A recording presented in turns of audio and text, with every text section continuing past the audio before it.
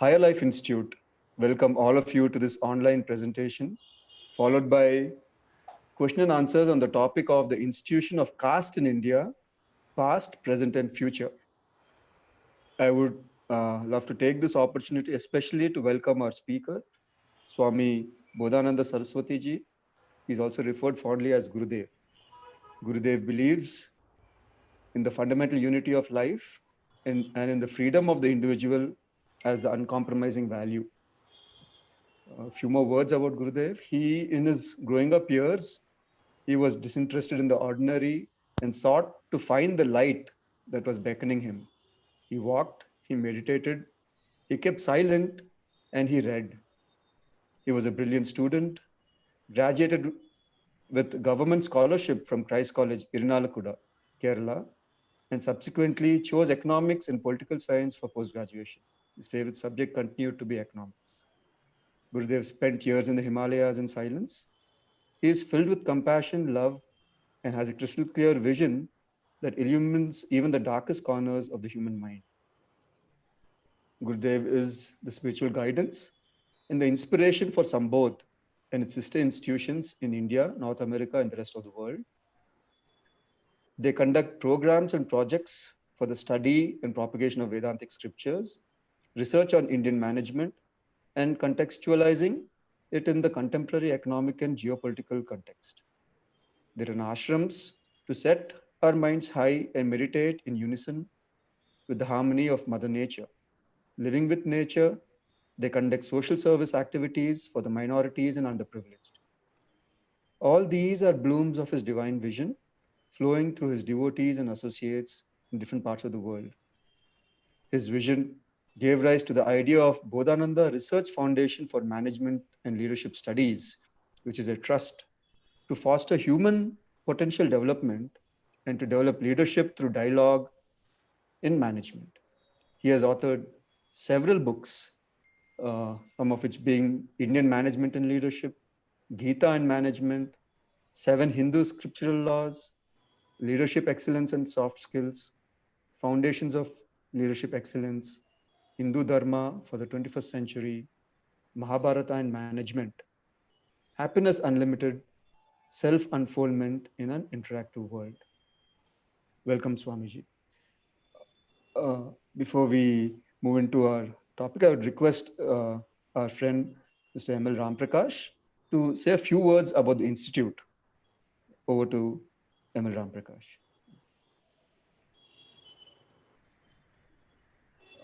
Thank you, Murli. The Higher Life Institute has the object of exploring the application in practical life of the ideal of universal brotherhood of humanity. We believe that in the degree that we, the human race, wakens to the higher consciousness of awareness of the truth and actual fact of universal brotherhood, in that degree alone, that any true progress can be made, and in it alone is found resolution, harmonious resolution of all the problems of life. So the Higher Life Institute seeks in its objective to address the various issues and problems confront the country and the world at large, and raise them to the moral plane and examine them in the light of the effect of universal brotherhood, thereby showing the way that in it alone is found the key to true progress of all mankind. Now, the anthem of the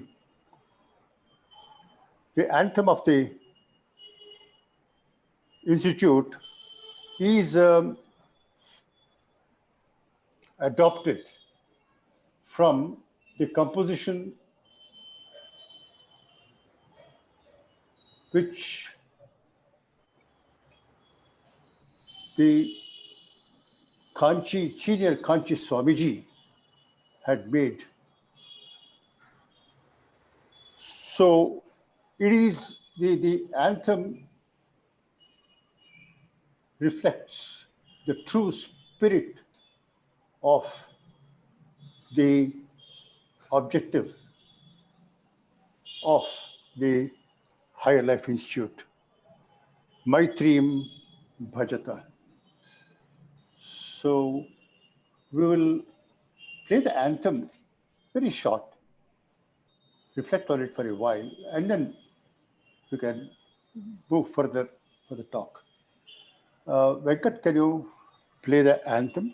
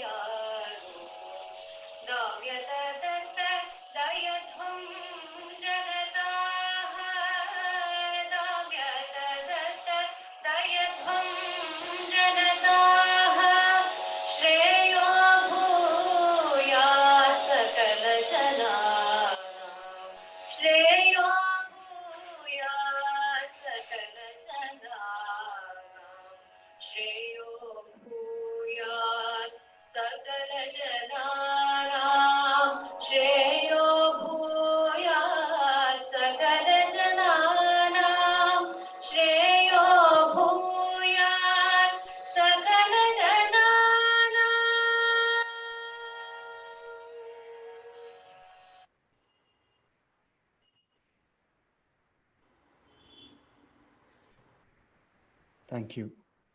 Over to Gurudev. You may start the talk now. Good evening, namaste. First of all, I thank that singer who rendered that beautiful bhajan, which reflects the spirit of your institute. I also thank Murali Krishna for the introduction and Ram Prakash ji for introducing your institute's philosophy.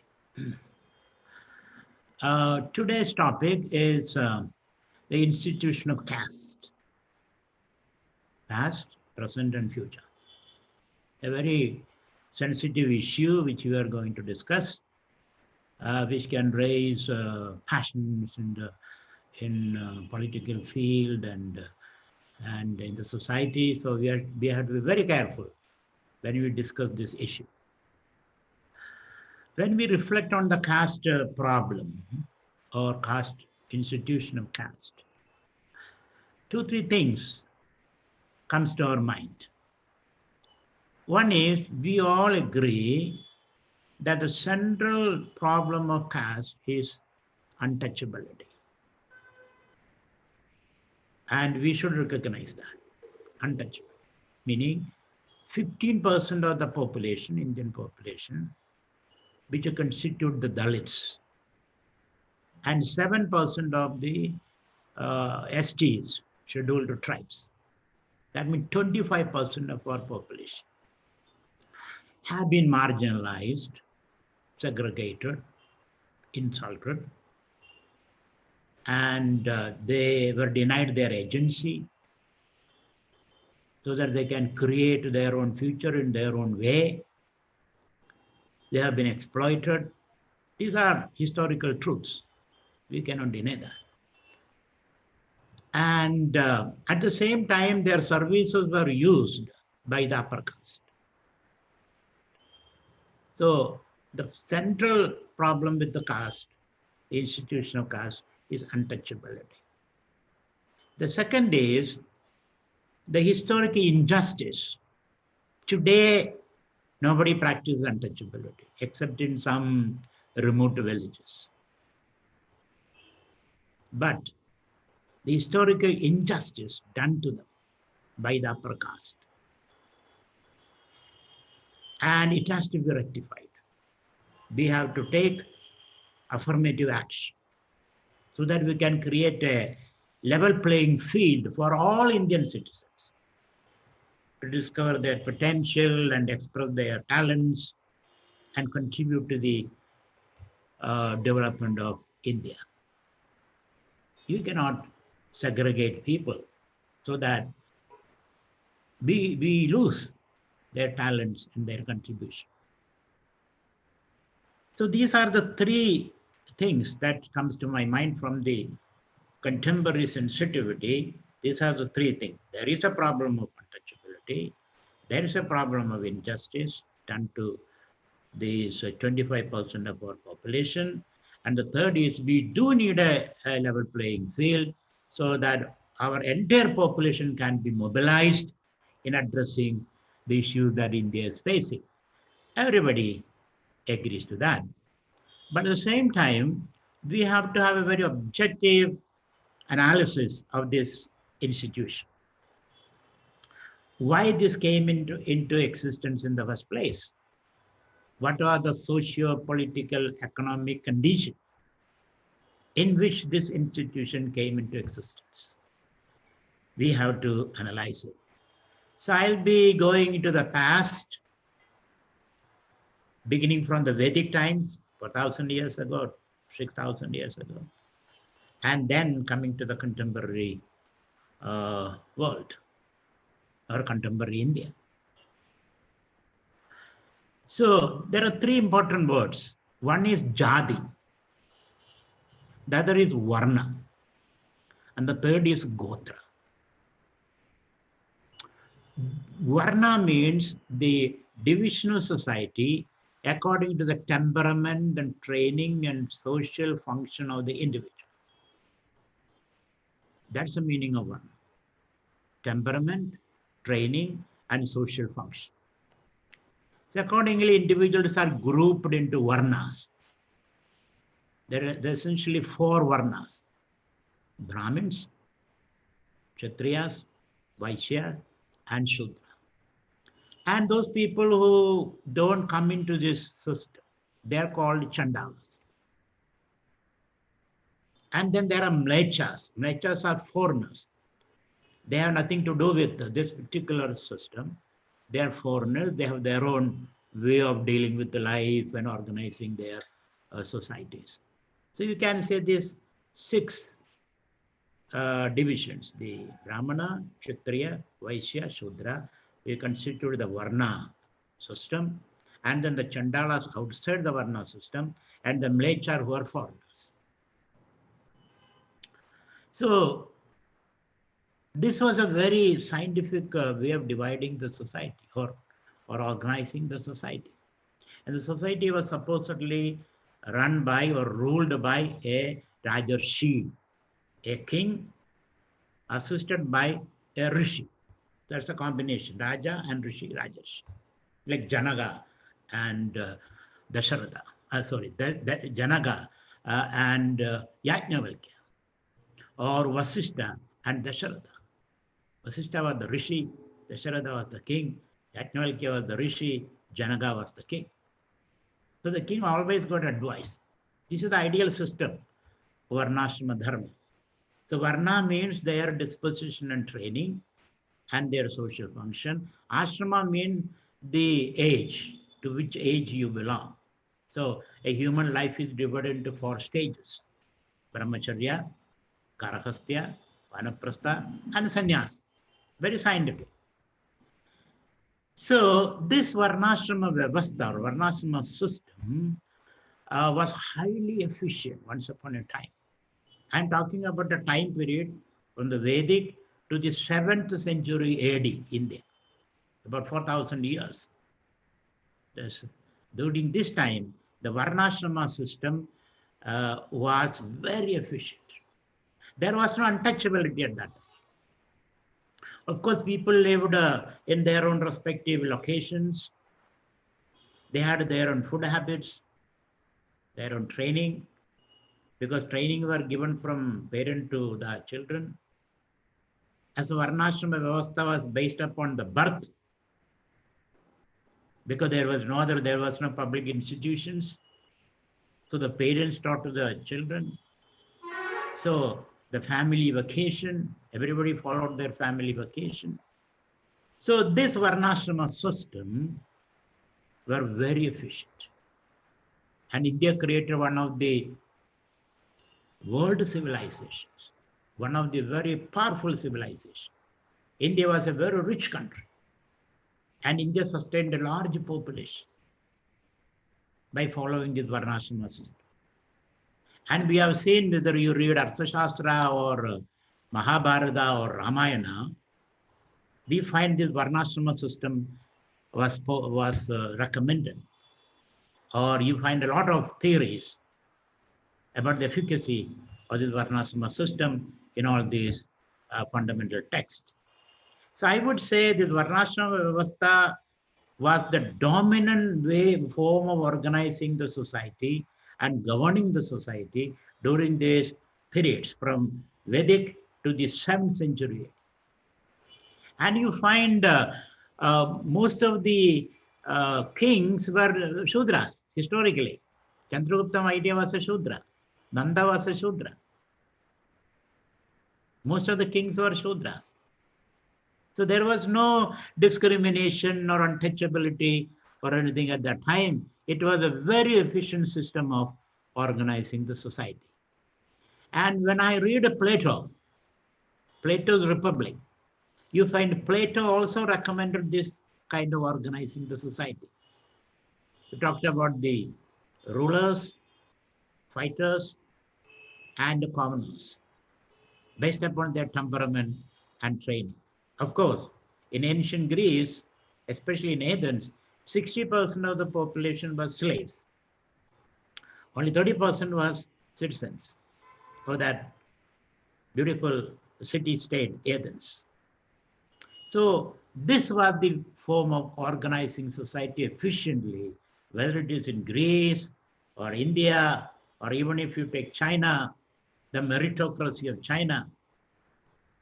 They picked up people, young people, trained them and created a meritocracy who ruled over the rest of the people.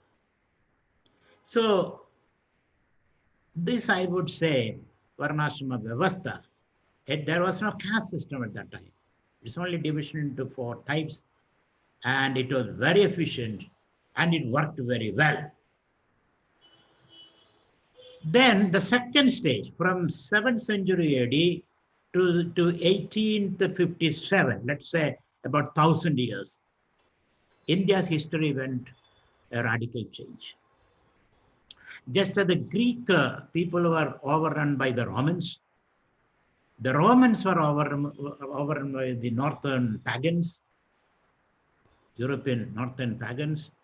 Indian civilization, Indian society was also overrun by the marauders, the invaders from Central Asia, the Parthians, the Turks, the Huns. They overran India, especially North India, which was the heart of India. Then came the Islamic forces. Then came the European colonizers. So for about 1,000 years, India was under the control of foreigners, the mainland India. There were small principalities here and there. But the mainland India, the Indo-Gangetic plain, were controlled by foreign alien forces. And history says 200 soldiers led by Bakhtiyar Khilji. Bakhtiyar. He came to Nalanda University and destroyed the whole universities. There are about 10,000 students, 2,000 teachers, but they couldn't resist. They couldn't resist. So India came under the control of foreigners for 1,000 years. And in this situation, India withdrew into itself, its own little shell. And to protect its own civilization, India was split into, the society was split into many castes. So there is no central figure conquering whom the whole India can be controlled. India just split up into many castes, but 4,000 castes. They counted 4,000 caste groups in India. And all of them had their own food habits, dressing habits, languages, and way of worship. And also a kind of watertight wall. A wall was created around these castes. So there is no interdining. They don't eat together between two castes. There's no interdining. There is no intermarriage. What is it called? Endogamy. Endogamy means between caste group there is no marriage. And no interdining. No common worship. They had their own little gods, individual gods. So Indian society split into small groups, which is called the Jadi or caste. And there is no communication between them. So that a foreigner couldn't go into the soul of India, couldn't attack the soul of India, because there is no central power. So thus India sustained itself. Indian civilization remained. After all this conquest, India remained whatever it was. Its real spirit to us could be maintained because of the caste system. So I would say the caste system, though there was untouchability, the caste system helped India to survive. So this was for about 1,000 years, India remained under the foreign control. Thereafter, after 1857, the Indian leaders, inspired by the French Revolution and the secular education that they received from foreign countries, like Raja Ram Mohan Rai and Swami Vivekananda, Mahatma Gandhi, Jawaharlal Nehru, and even Indian local leaders like Narayana Guru, Ramaswamy Naikar, and Mahatma Phule. All these leaders, those who got foreign education, even like Ambedkar, foreign education, and those who are inspired by the essential teaching, the Upanishad teachings of India, they all came together and we had this independence movement. We started from 1857. And all these leaders were against untouchability and the caste-based discrimination. All these leaders. None of them supported. So there was an awakening in India against this caste, because now India wants to be independent. India wants to take the destiny in its own hands. So they started deeply thinking about the defects of Indian social organization. So they all went against caste. And some of the higher caste people, they dropped the tail from their name, their caste indicating names. because they don't want to belong to any particular caste. So this 100 years of independence movement from 1857 to 1947, 100 years, there was a great churning in the Indian society against caste-based discrimination and caste-based exploitation and untouchability. And that got into the very soul of Indian psyche, the very core of Indian psyche.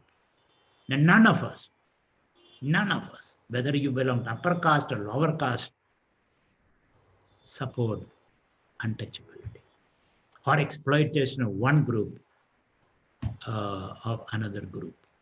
Exploitation man by man or woman by woman. No, nobody supports. Nobody supports in his, cognitively at least. Behaviorally, emotionally, we may still practice kind of untouchability or discrimination, but cognitively, nobody supports it. So caste system or untouchability is past. It is a relic. It has no relevance today. And now we got independence. Independence, in the Constitution of Independent Republic India was fashioned by untouchable, Ambedkar. So he has put enough provision in the Indian Constitution, which was debated elaborately in the Constitutional Assembly. And so what we can do to bring up the untouchable or the Dalits, as they call it, and bring them into the mainstream, politically, economically. So there is provision for reservation. So this 25% of people, we are talking about this 25% of people, STs and SCs, scheduled caste and scheduled tribe. And as far as scheduled tribe is concerned, they were left alone in their forest. They lived on forest resources. They had their own culture, their own language. They had nothing to do with the mainstream. But the industrialization, the need for more resources, forest resources, and coal and all that, and hydroelectric dams and power stations, we went into the forest and deprived of the forest people, scheduled tribes, of their livelihood and their land, and their way of life was all disturbed. So they also was brought into the mainstream now. So we have 25% of the Indian population which requires special attention. So Ambedkar put these provisions in the Constitution that they should get, this 25% should get reservation, special affirmative action, reservation in jobs, education institutions, and legislative assemblies at all its levels, parliament, state, district, block, and panchayat levels, reservation were instituted. Of course, this reservation was very important. Without that, we could not have brought up this section of people and brought them up into the mainstream. So as a result of this reservation, 70 years of reservations, now we find Dalit president, Dalit chief justice, Dalit speaker, Dalit chief ministers, Dalit industrialists, Dalit academicians, Dalit philosophers, and a Dalit middle class, let us say, came up. Now Dalits are this 25% of people, and IAS officers, IPS officers, IFS officers, you can find them among the Dalits. So they have come into the mainstream. Now there's no point in saying that the Dalits are discriminated. Nobody dares to say about untouchability. Nobody can justify untouchability anymore. Now I can see that they are coming to the mainstream and they are equal participant in creating a new India So I don't think there is much untouchability problem or Dalit issue now. But in the Bimaru states, there is a problem. Kerala or Tamil Nadu or Karnataka, I don't see much issue about untouchability. But the Bimaru state, Bihar, Uttar Pradesh, Rajasthan, Madhya Pradesh, that area, still there is untouchability practiced. Dalits are segregated and Dalits are exploited, Dalits are oppressed. So we have a lot of work to do because majority of Indians live in those areas. But our experience in the South India and our experiment with the reservation will take us, I am sure, to create an egalitarian and free society without exploitation and without discrimination, caste-based discrimination. So what is the future for caste? The future, as far I can see, caste may remain because to maintain a huge population, this kind of division may be necessary. Whether you go to even developed countries, in America, do you think there is no caste? There is caste. There is kind of invisible caste. In Europe, there is an invisible caste. Because we are dealing with a large population with limited resources. So there should be some form of hierarchy and discrimination may be there, or division may be there. But what is important is everybody should get an opportunity, educational opportunity, food security, a roof over their head, so that they can participate. We have to give equal opportunity to everybody, if not equal outcome. Ensuring equal outcome may be difficult, but equal opportunity is possible and necessary so that we can mobilize the whole people in addressing the issues of the state or the society. And we are definitely moving toward that situation. And also, unless the population move into the cities, if we find that in the city, there is less discrimination, less exploitation based on caste. What we see the exploitation in the villages. So as more people move into the cities, and I can see in another 25 years, 60% of the people will be living in the cities. There'll be less caste-based discrimination.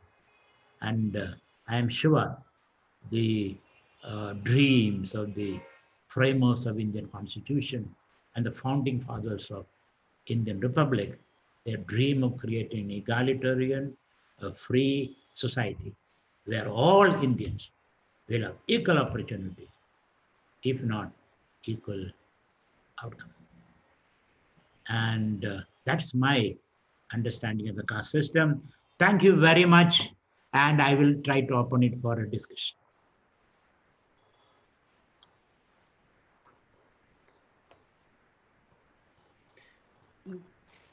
Thank you, Swamiji. Please raise any questions. Feel free to ask your questions.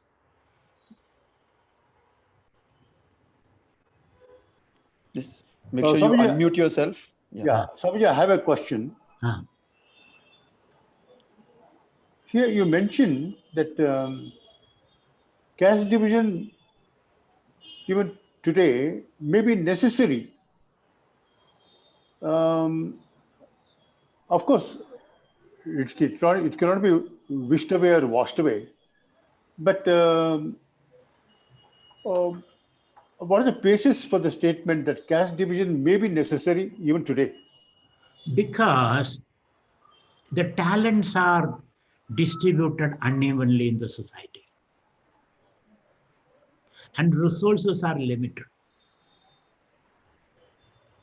And in such a situation, talents are unevenly distributed, resources are material, physical resources are limited, and we have to maintain the structure of the society so that at least people get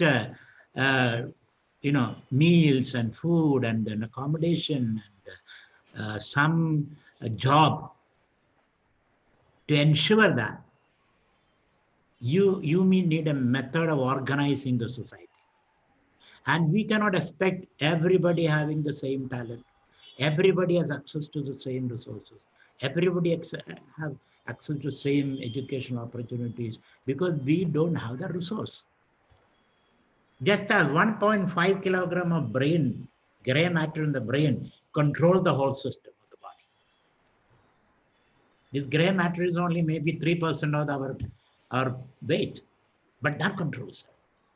Similarly, we may have to organize society based on this constraints, let us say. Even China tried to remove all the, after the communist revolution, tried to remove all the titles from the army. All members of the army are equal. They tried, but it didn't work. They need a head and subordinates like that. So because of the resource constraint, large population and the talents are unevenly distributed, resources are scarce. Under such situations, we may have to protect our leadership. And leadership cannot be more than 20%, 25% in an 80-20 rule. So division will be there in the society. Hierarchy cannot be wished away. If their hierarchy is to be there, then the talented people will be on the top. You cannot help it. Cannot help it. And the discrimination is, divisions and discrimination are increasing now. As the machines come, machine learning and computers and AI and all that, top people will control all this because they have the talent and the ability. So you cannot wish it away, practically. So can we say, in view of the diversity of talents and different degrees of talents and abilities and qualities, there is a natural caste system? There is a natural, you are right. But though caste system is natural, our civilizational ethics, what is civilizational ethics? We also believe that human beings are essentially the Brahman, the spirit. So we, and the spiritual standpoint, we all are the same. So that's our consciousness. So we want to create as much equality as possible. So therefore, in India, there is a system, if you are powerful, if you are wealthy, the wealth and power and your natural endowment has to be used for protecting and nurturing and nourishing the poor. As you go up the ladder of leadership, your abilities, your skill set is to be used for common good, loka sangraha. Unfortunately, the modern world, the winner takes it all philosophy. But in India, it is not like that. The winner has to give it up all. Like the Raghu, after conquering the world, amassing wealth, he gives it away and goes to the forest. So that philosophy, that is the civilizational ethic. Natural ethic is different. In nature, everything is different. The lion and the lamb and the deer, and they're all different. So as a civilization, as a cultured being, we have to offset the nature. We have to balance the nature of inequality by a cultural action. So civilization culture means balancing, doing something against the natural law so that we can create an equitable civilization to whatever extent possible. So it's a clash between nature and culture. And a civilization which maintains the culture, and they may create a society, harmonious society. But I find even this harmonious society finally overrun by natural laws. So that is why these civilizations appear, flourish for some time, and then disappear. So nature has the last last law, I should say. So you find civilization appearing and disappearing, appearing and disappearing. The Greek civilization, what a beautiful society was the Athenian society. If you read Plato, Socrates, and all that, no, they were overrun by the pagans from Italy.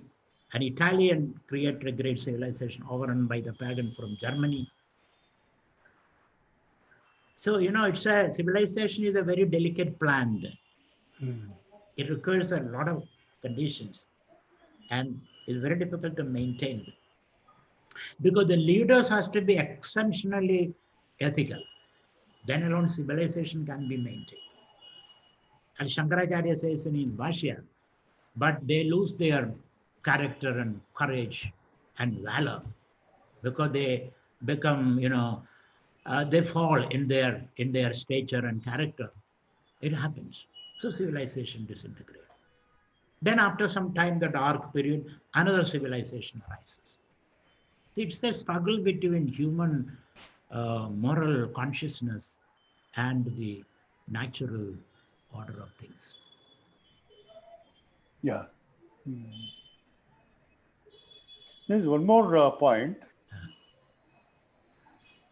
You mentioned that in the second phase, when the Vedic culture was undermined by series of invasions, and the invaders, though India came under rule for nearly 1,000 years by aliens, India saved its essential culture because the whole population, the four castes got split into numerous subcastes, and that saved India. I didn't understand how that could have saved India. What would have happened is if India had a central organization, a pope and cardinals and all that, or a king ruling all over the country, if the king was conquered, if that king was, and the foreigners catch hold of that king, and then once he is converted into Islam or Christianity, then the whole India would have been lost. Okay. So that was a fortunate circumstance. Yeah, circumstances. Because India was a body without the head now.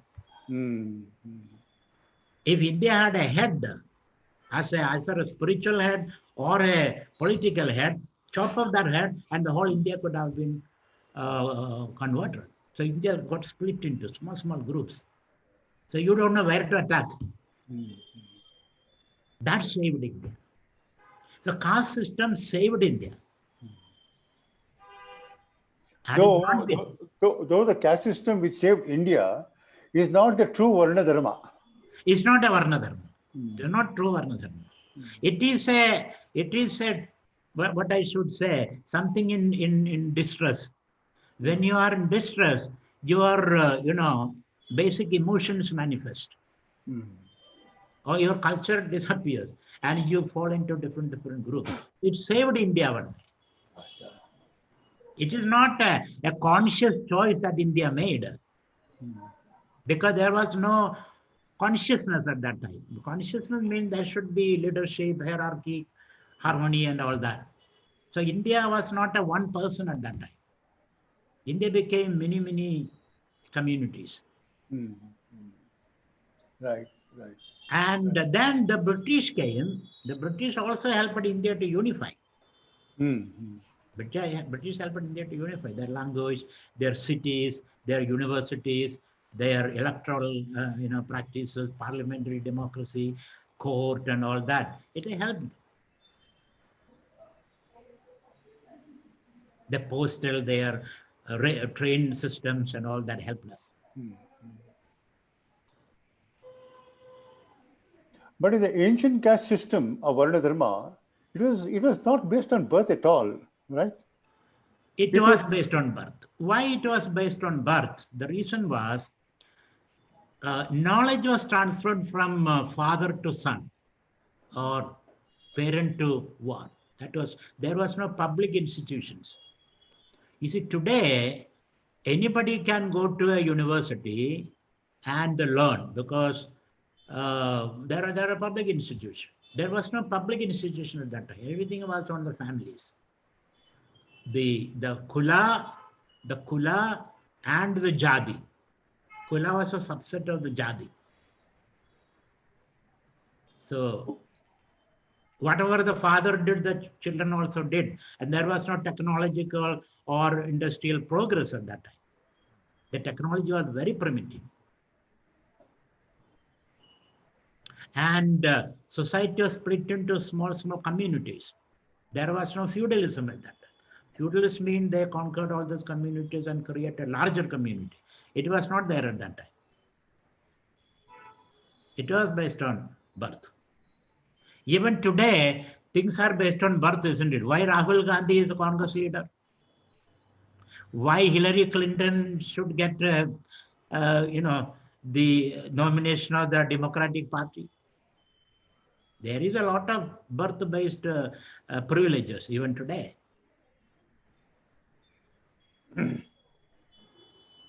Swamiji, I had a question. Yeah. We said in the past Varna was not based on, and was based on birth. But scripturally, we also see that there was an opportunity if somebody progressed intellectually or through their work beyond the work their family did, or beyond the work their You are caste, right. You are, their but community. very rare. You are right. It was porous. It was porous enough so that the bottom can go up the top. There is porous enough. We find several instances, like Vasishta. Vasishta was born of a prostitute. And Narada. Narada was a Shudra. So there was opportunities at that time, but these opportunities were limited because of scarcity of resources. Because, entrenched powers who are the interest, the people who are in power will not yield power that easily. So it is very difficult to go up. Even today, it is difficult. So you are right. There was very exceptionally talented people, like Ambedkar, broke the glass ceiling. Even at that time also, there was less porous enough. You could go up and down. Some people from Brahmins became Chandalas. Chandalas became Brahmins. There's an Upanishad given by a Chandala called Aitareya Upanishad. Okay. Aitareya Upanishad, given by a Itara. Itara means one who is outcast. Rama went and to the house of Shabari. Shabari was an outcast. He embraced Guha. Guha was a Nishada, tribal. The story that Rama killed a Shudra, it is a later addition. It was not at that time. But So you are right. Huh? How did that thing came in Ramayana? That somebody. Because of Uttarakanda. Ramayana, Vatmi Ramayana should end at Ayodhya Kanda. I see.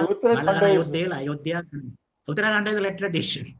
Oh, I see. Not Valmiki. Because that was added after the untouchability, started. So too, in Mahabharata, you have a story, Agalavya's thumb was cut. Yeah. That was a later addition. Oh, later edition. Okay, I didn't know not an that. original story. Yeah. Oh, I see. I didn't know that. Uttarakanda is again not Valmiki's. Not a Vatmi, not part of Vatmi Ramayana. It's a later edition. Okay. Right. Any other? Yeah, very, very interesting, Swamiji. Thank you very much.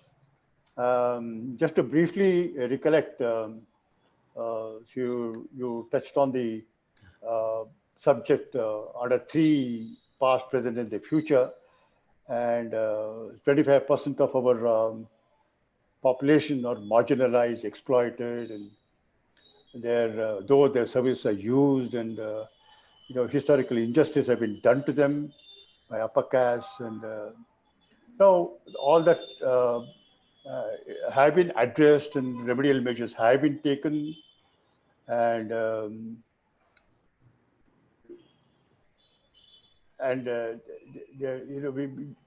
to a great extent, a level playing field is being extended to them, And you touched on the past practice of this caste system of Jati, Varna, and Gotra.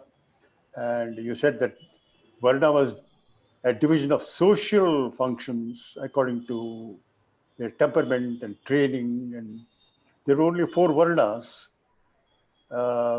in which each Varna, each caste performed according to their talent and training the functions, social responsibilities. And outside of these 4 Varnas were the Chandalas and the Mechas. And it was a very scientific division. And rulers were invariably of Raja Rishis who were wise. And Varna was according to disposition and training. And this is also associated with 4 divisions of human life: brahmacharya, and then grihastha, vanaprastha, and sannyasa. And at that time, you said there was no untouchability practice at all. And Varnashram was based on birth. I didn't know this because in the Bhagavad Gita it is mentioned that caste is based on karma and guna. Yeah. But here it is Varnashram based on birth. This is Sadurvarnyam maya sustam guna karma vibhagasaha. Tasya kartaram avimam vidya kartaram aviyam. But So how guna does means their psychic disposition. Like Plato says, soul has got 3 psychic divisions. So psychic disposition and their training. But Guna karma means training. Karma is not the past karma or anything. Okay, training is it? Okay. Training. Okay. But the training, one problem there was, the training was imparted at the family level. Therefore, it has got a birth aspect to that. Birth aspect to that, because there was no other way. So therefore, birth also became an aspect, an important factor. That was a problem. That was a problem. Now we decide by competition. Your worth is decided by, your merit is decided by competition, not by birth. But at that time, it was not possible. Right. So therefore, it was based on the birth. So actually, that gave rise to a very powerful civilization, you said. Yes. India was the richest country. India was the richest country. The modern economists, they analyze the past and they say India had the richest country with the 38% of the GDP of the world. I don't know how they calculated it, but that was it. There was a very novel way of organizing society and governing society, and I would request you to read, those who are interested. One is Plato's Republic. Swamiji, I have gone through it. Yeah, I've gone through it. Yeah. Plato's Republic. Another is Ambedkar Annihilation of Caste. Ambedkar Annihilation of Caste. It is an undelivered lecture. But And third is Kancha Ilayas, Why I Am Not a Hindu. Oh, Kancha Ilaya. Okay. These 3 books we have to read to understand the caste problem. And Ambedkar's, tell me, Swamiji, what? Ambedkar's? Annihilation of Caste. Okay. And this has got a long introduction by this Arundhati Roy. That also is an interesting study. Okay. Long introduction by Arundhati Roy, about 140 pages. Oh, okay. Ambedkar book is only 70, 80 pages. But she has written 140-page introduction. Though Arundhati has least sympathy for Hinduism or Indian system, but she is a kind of objective study. Objective study, yeah. So the real revolution came after 1857, you said, with great intellectuals and mystics like Vivekananda. And they were all educated. Most of them were educated in the West. The French Revolution, fraternity, equality, and all that, justice and all that. The secular Enlightenment values. Yeah, Western. All imbibed that. And the modern science and all that. Nehru, his letters to his daughter, the scientific temper and spirit was Yeah. brought into. And then also some of the Indian original thinkers like Narayana Guru was inspired by Narayana. Upanishads. Upanishad, yes. Because the Upanishad says we all are the same.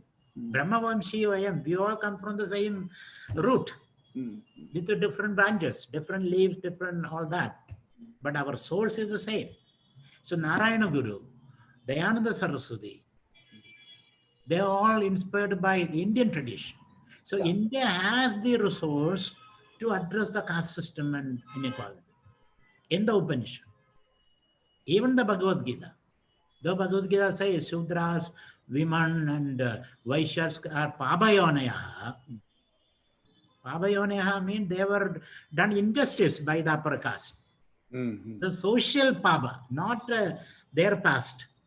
Okay. Pabayonayaha means a society based on this iniquity. I didn't understand this point. I was always thinking that Papa Yonaya means the one who has done because of his past. He's born in Papa Yoni. No, because of the past of their social past, not the spiritual past. Spiritually, you are Brahman. The karmic past. Karma can be changed. Karma is something which can be changed. It is not a fixed law. Right. There is a past, but how you deal with the past, that freedom you have. So therefore, I would say the past is the social structure is the past. Right. And the social structure also we call collective karma.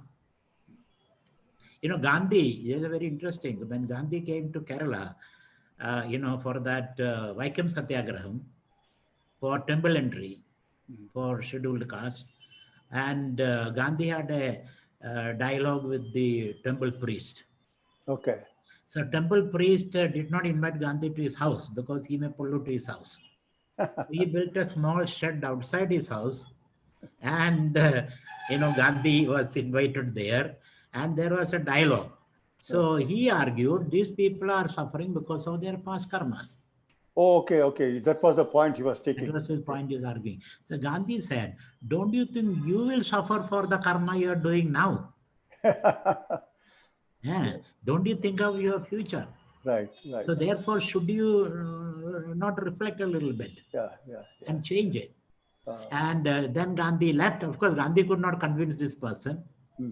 And nor he could convince Gandhi. So they, agreed to disagree. And Gandhi left. He put some, water and sprinkled this cow dung and to clean up the place. Yeah. So Gandhi said, I have to convince him. And Gandhi believed that this person also is Brahman. So he is available for conviction, if not today, tomorrow. That was Gandhi's spirit, the non-violent way of solving social issues. The violent way of solving social issues doesn't work. Because as I told you, the society is structured on productive relationships. Productive relationship, which has got severe constraints. So if you, by revolution, you will only replacing one set of exploiters by another set of exploiters. That's true. That is why Gandhi brought in the idea of non-violence. Let us sit together and discuss and create an optimal solution so that every stakeholder has got a place around the table. That's right. So I can see only non-violent way of solving the solution. That is the last. Absolutely. Not by violence. That's true. Not by violence. That is the spiritual way. So that is why Gandhi's voice is still echoing across the globe. Not Stalin or Mao Zedong or Ho Chi Minh or Fidel Castro or Karl Marx. None of them. Yeah. Only Gandhi's voice is being echoing across the, because it's a message of non-violence, which is our India's message. India's message is, even the caste system is another way we look at it. It is because of the non-violence. In the West, if you disagree on a theological point, you will be killed because you're a heretic. I was reading a book recently that in French in the 15th century or 13th century, there was a theological dispute. What is the dispute? One group believes that there are 11 angels dancing on a needle behind God. Okay. Another group believed there were only 9 angels. Mm. And the 9 angel people killed all the 50,000 people belonging to the 11 angel group. Okay. They don't tolerate. Mm. There is complete cleansing. These days we call about, racial cleansing and all that. Complete cleansing. In India said, okay, if you are an 11 angel group, you live there. Don't come, don't marry my daughter. Don't come to my house. Don't worship my God. You will have your God. You have your marriage, you have whatever. Don't bother me. And there is another group. So this way, a non-violent way of organizing society may have this problem. Right. But it is on an ongoing dynamically ongoing way, we will be able to sort it out. So I believe there will be still differences, discrimination, and all that. That's what I said. There's no perfect solution to human problems. There will be only temporary solutions, and like changing the pieces here and there. That's all what we can do. And urbanization, you said, Urbanization will go big way. will to a great extent remove the caste. Yeah. I find in another 25 years, 60 to 70 people of Indians will be living in cities, mega cities, medium cities, and small cities. And villages will be reduced to 30% or 20%. In any developed country, in America, only 3% live in the farms. 96% are in cities. Europe. And that will be India's fate also. And it will have its own problems now. It is not that it is a happy solution. It is not a utopia. It will be a dystopia, I tell you. There will be all kind of problems in such situation. Like Dharavi slum, and Bombay is 60% live in slums. Those problems will be. Huge social problem. Yeah, it will be a social problem. And I think if you, like China, they are doing, they are building high rises, removing all the slums and building high rises. And but there's nobody buying it. Nobody's buying it. There's no resources. So they have built a system, but there's no maintenance. So probably natural way of solving problem is slums. At least their immunity is better. Isn't it? So nature is much wiser, I tell you, rather than human intelligence. Human intelligence can create this small civilizations, but you cannot outwit nature. That's why Gandhi said, reduce your needs. Live locally. Reduce your needs. Swaraj and Swadeshi. Reduce your needs. Live locally. Don't travel much. Of course, the caste system, another interesting point is, it will be very interesting to study caste system vis-a-vis COVID protocols. Social distancing. Wearing the mask and quarantine and isolations.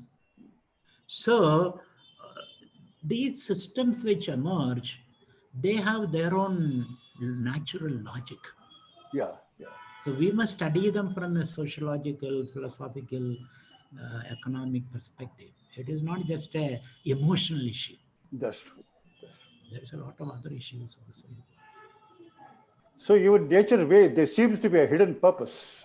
Hidden purpose or hidden order. Order. Whether there is a purpose or not, we have to discuss. Whether universe is purposeful or it is a playful, we have to see. In play, there is no purpose. But those things are fundamental issues we have to discuss. Right. Whether universe is one or many, or consciousness is fundamental, matter is fundamental. Universe has got a purpose or is playful. All those things we have to, or machine can overtake a human being. There will be a machine-dominated civilization. These are fundamental ontological issues we have to discuss. That's right. Yes. That discussion should go on and on and on and on. While we are eating, defecating, and mating and fighting, this discussion also should go on.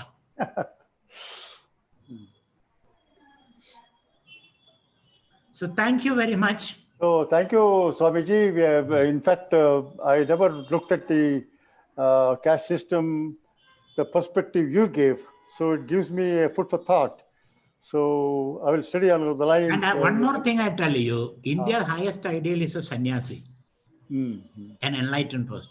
Right. Who is an enlightened person whose needs are very little, who lives in harmony with the world, and who says, I'm not a Brahmin, I'm not a Kshatriya, I'm not a Vaishya, I'm not a Sudra, I'm not a man, I'm not a woman, I'm not even a human being.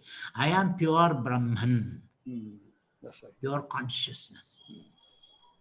That is our ultimate resource. And with that, pardon? That's the ultimate purpose. Universe has a purpose. Yes. So that's the ultimate resource, I would say.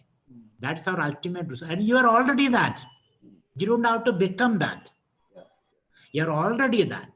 So realizing that, you have to deal with this material world. And this material world has its own problem. It's a creation. A creation means it will have a problem. It will have entropy. It will have all kinds of issues. So how do we remain as Brahman and deal with the defective creation? Express your Brahman. So this is, I would say, freedom and necessity. There is a necessity, isn't it? Even we are talking all these high ideals. When we are hungry, that is a point of necessity. Then we will fight on the table. We are talking high issues when we are hungry. When we are thirsty, we will even neglect our children. There is only one glass of water and I am thirsty. There are 20 people. I will take care of myself first. That is my basic instinct. So how do you be Brahman and deal with these constraints that nature has put on you? This is a fundamental challenge we all are facing. What I would call embodied enlightenment, Jivan Mukti. Embodied enlightenment, Embodied enlightenment. Videha Mukti. That is a fundamental issue or conflict that we as human beings are facing. Thank you very much. And I should not. Yes, sir. Thank you. Yes, sir. Murali, please give a formal word of thanks. Yes, sir. Thank you so much. Thank you, Swamiji. Thank you, Gurudev, for the excellent talk. Very nuanced and very informative. And lot of food for thought. Yeah, excellent. Yes.